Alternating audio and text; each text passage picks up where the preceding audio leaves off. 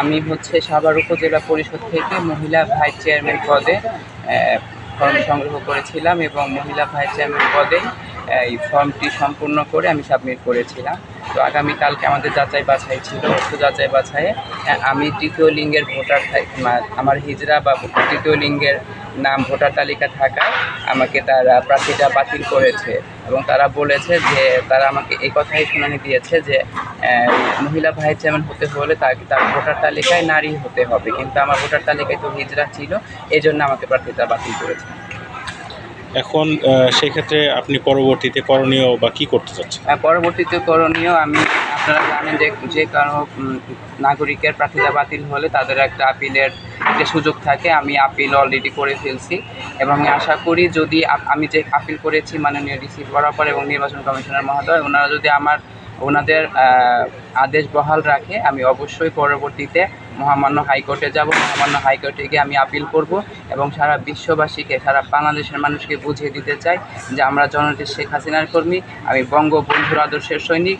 আমি মনে করি যে অবশ্যই আমাকে মহামান্য হাইকোর্ট একটা সুবিচার আমার প্রতি দেখাবে। এই জন্যই দেখাবে কারণ আমরা পিছিয়ে পড়া জনগোষ্ঠী, আমরাও কোথায় যাব? যেহেতু যদি নারীরা পিছিয়ে পড়া জনগোষ্ঠী থাকে, আমরাও পিছিয়ে পড়া জনগোষ্ঠী, আমরা হচ্ছে সংখ্যালঘু, সংখ্যায় কম।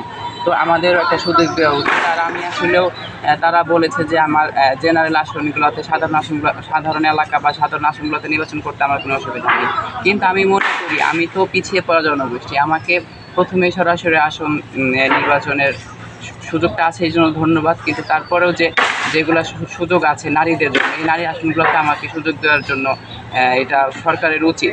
কারণ যেহেতু আমার নাম আছে মিষ্টি চৌধুরী, শুধু আমার জেন্ডারটা আমি সমস্যা বলে মনে করি না। তো আমি সবার কাছে একটা কথাই বলতে চাই, মহামান্য হাইকোর্টের কাছে যাব এবং মহামান্য হাইকোর্ট আমার প্রতি সুবিচার দেখাবে ইনশাআল্লাহ। আর আপনারা জানেন যে আমাদের বাংলাদেশ পুলিশের আইকন এবং উত্তরণ ফাউন্ডেশনের কর্ণধার জনাব মোহাম্মদ হাবিবুর রহমান সাহেব, উনি আমাদের পিছিয়ে পড়া জনগোষ্ঠী নিয়ে কাজ করেছে, বেদেপল্লী এবং হিজড়া জনগোষ্ঠী নিয়ে এবং প্রতিটা নিয়ে কাজ করেছেন। আমি উত্তরণ ফাউন্ডেশনের একজন কর্মী। আমি সবাইকে বলতে চাই ইনশাআল্লাহ আশা করি আমি আমার প্রার্থিতা ফেরত পাবো এবং আমি প্রার্থিতা ফেরত পেয়ে আমার যে প্রতীক আসবে সে প্রতীক নিয়ে আমি সাভার আশুলিয়াবাসী আমাকে বিপুল ভোটে বিজয়ী করবে এবং আমি সাভার আশুলিয়াবাসীর এই সেবা করার সুযোগ পাবো এবং সারা জীবন আমি সাভার আশুলিয়াবাসীর পাশে থাকতে চাই। আচ্ছা, সাভার আশুলিয়াবাসীর আপনি পাশে